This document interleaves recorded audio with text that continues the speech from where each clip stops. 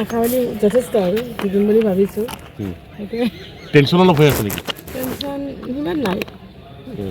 প্ৰথম আহিছোঁ আৰু সেইটো কাউণ্টিং হলত দেখা পাম আজি আগত অহা নাই বহি থাকোঁ সদায় সেইটোৱে। নাই এইটো হ'ব পাৰে ৰাউণ্ড ৱাইজ হৈ থাকে। আমি শেষ হাঁহিটো আমিয়ে মাৰিম, বিজয়ৰ হাঁহিটো কংগ্ৰেছ দলে মাৰিব। শেষ হাঁহি মানে কেনেকৈ দেখিছে নিৰ্বাচন? ভাল, আমি জয়লাভ কৰিম এইটো কথা আৰু বেলেগ ক'বলগীয়া। ৰাইজৰ কি ইছ্যু লৈ আপুনি গৈছে? ৰাইজৰ সঁহাৰি কেনেকুৱা থাকিল?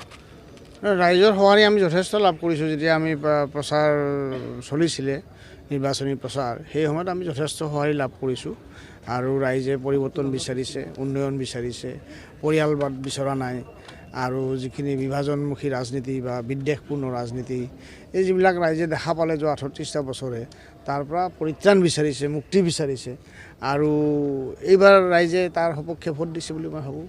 ফণীভূষণ চৌধুৰী দীৰ্ঘদিন ধৰি ইয়াতে থাকিলে, এইবাৰ তেওঁৰ পত্নী থাকিলে, গতিকে ৰাইজৰ কেনেধৰণৰ আপুনি সেই কথাটোৱে ৰাইজে ভাল পোৱা নাই। তেওঁ মানে নিজৰ পত্নীক আগবঢ়াই তেওঁৰ পিছফালে থিয় হৈ তেওঁ বিধায়ক পদটোও খামোচ মাৰি ধৰি ৰাখিব বিচাৰিছে, যিটো ৰাইজে বিচৰা নাই, ৰাইজে ভাল পোৱা নাই।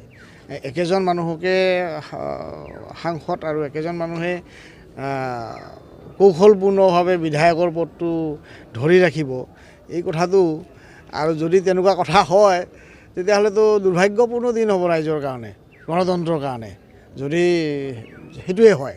গতিকে সেইটো ৰাইজে মই সমৰ্থন কৰিব বুলি মই নাভাবোঁ। তাৰ বিপক্ষে ৰাইজে ভোট দিছে। কিমানমান ভোটত আপুনি আশা? বিপুল সংখ্যক, মই এইটো নকওঁ, এই হিচাপৰ কথাটো মই নকওঁ। আমি যথেষ্ট সংখ্যক ভোটত আমি জয়লাভ কৰিম। জুবিন গাৰ্গৰ গীতসমূহৰ ওপৰত আধাৰিত গানে কি আনে নামৰ এটা সুন্দৰ অনুষ্ঠান আপোনালোকৰ ওচৰলৈ আহি আছে অতি শীঘ্ৰে।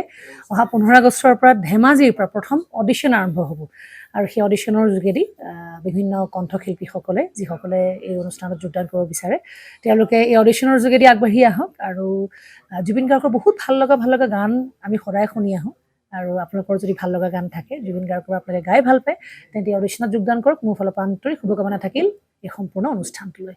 ধন্যবাদ।